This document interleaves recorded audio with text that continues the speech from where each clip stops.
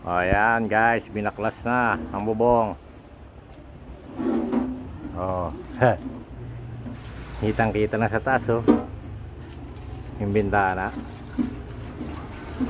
Kakateres na tayo guys.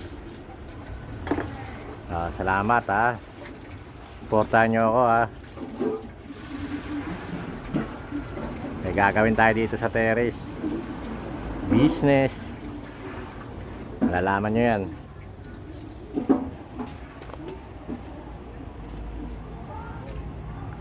Oh ha. Lalagyan na ng sahig yan. Ito nga pala ilalagay na sahig oh. Yan. Ngayon tinanggal na mga yero. Ayan, medyo kalat-kalat na yung gamit. Pala, maayos din yan.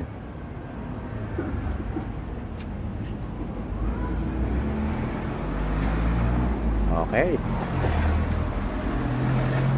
Update ko kayo pagka ayos na.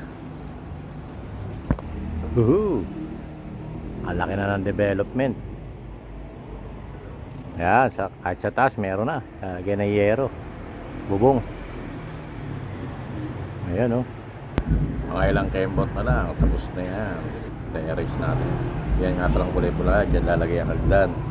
Tatlo nga pala gumagawa nito sa pangungunan ni Barry. At sa mga gustong magpagawa dyan sa Sampaloc area, contact lang, message lang. Salamat sa mga followers natin dyan, subscriber. Thank you.